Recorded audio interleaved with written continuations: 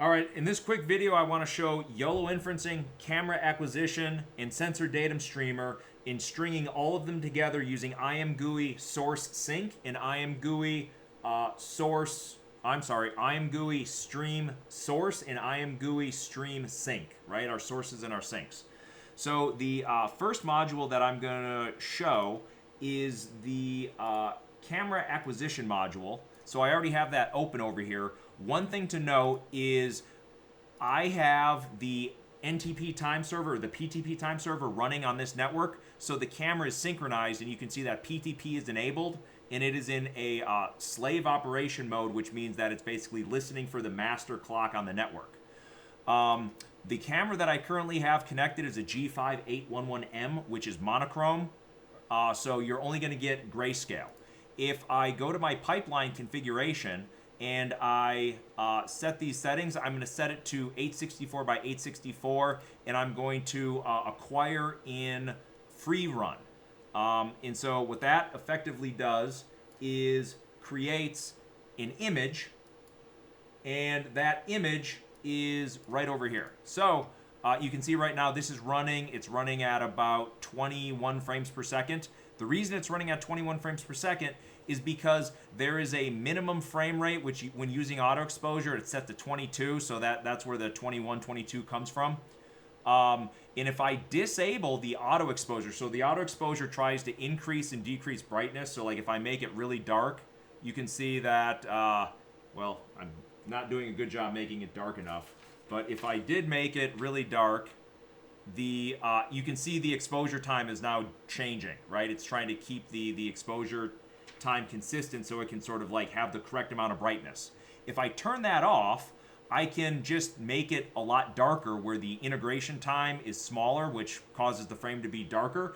But it also means then that I can go up to 60 frames a second.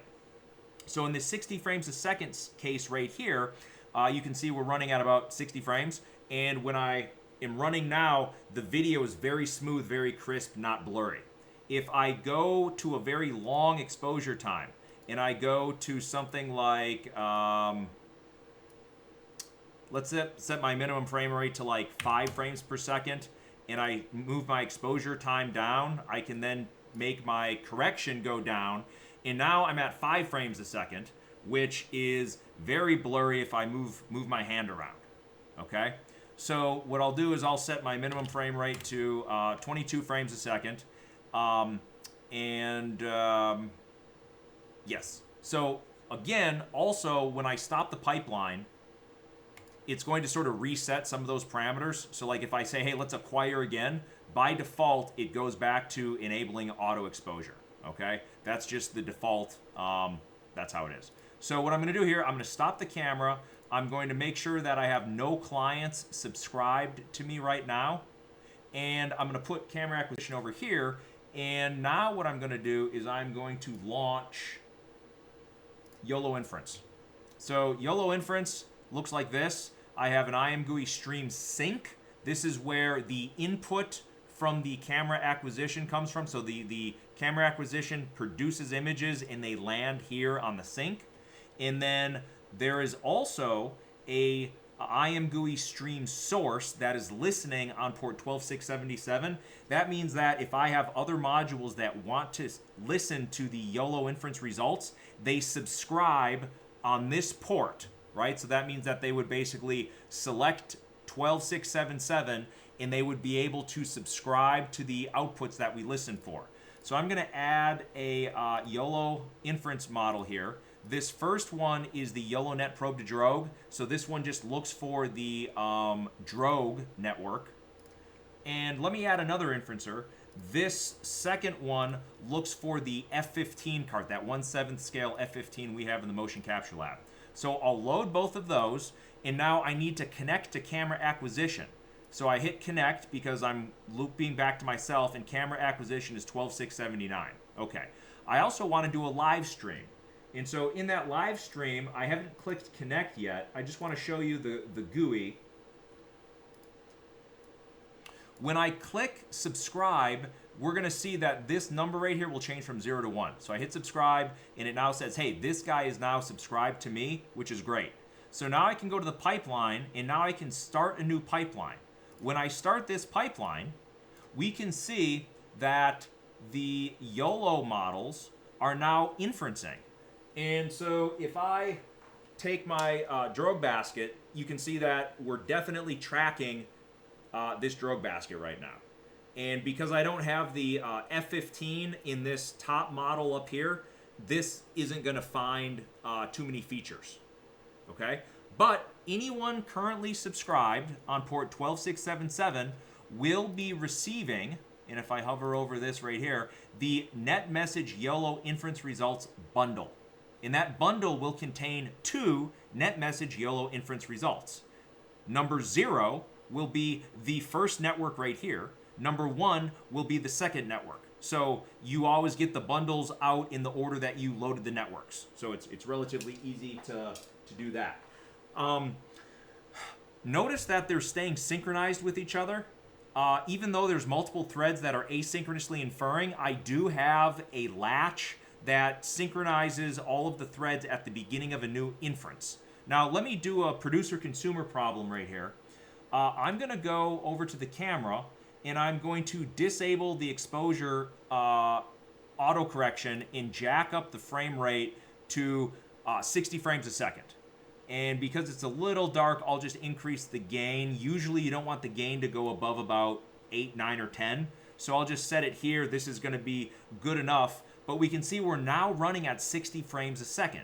Now, there's no way that my network or the YOLO inferencer is inferring across 2 networks at 60 frames a second. That would be 120 inferences per second. But it is still staying real time. And so we can see that we're not falling behind time, and I'm still successfully getting my inferences, and this is running about as fast as my machine can do this, okay?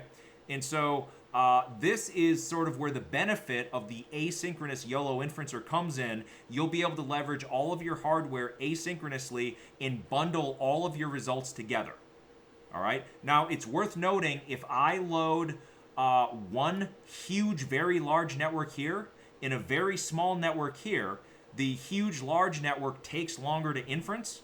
And so it's going to wait until the estimates from both the large and the small network are done before it bundles them together and sends it out. So if you don't want that use case, you can run YOLO inference twice. Once with the large network and another one with the small network, and you just change the aftr.conf such that your second YOLO inference instance is listening on a different port. So like your second instance could listen on port 12676 as an example, right? That way you have the easy flexibility to do it both ways. All right? All right, cool. Now, the next thing that I want to show is I will go over to my camera acquisition, and I'm just going to stop camera acquisition. Okay, so now you can see that my input sort of has stopped coming over here. And the next thing I'm going to do is I'm going to load the sensor datum streamer.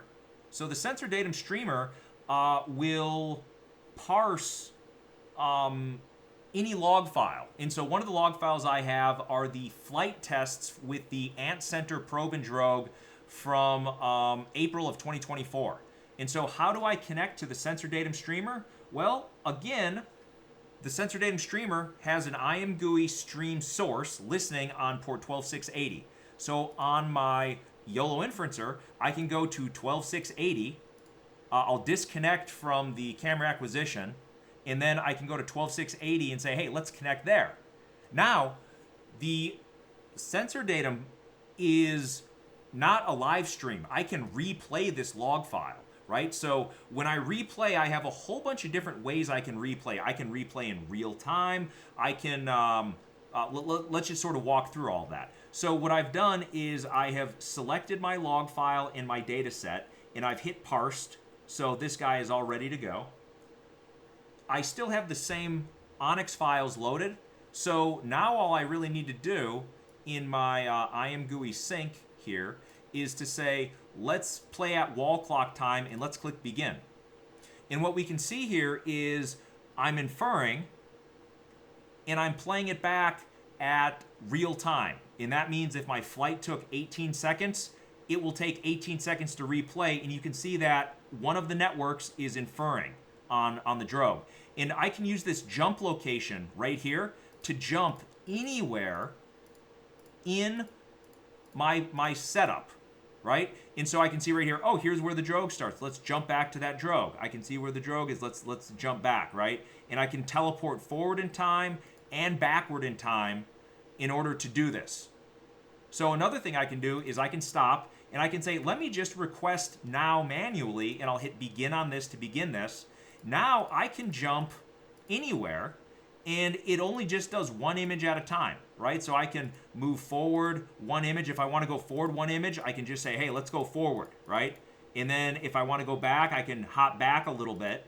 And now I can play this sort of frame by frame. So I'm saying, okay, let's look at this frame and that frame. This is really helpful when you're analyzing your data.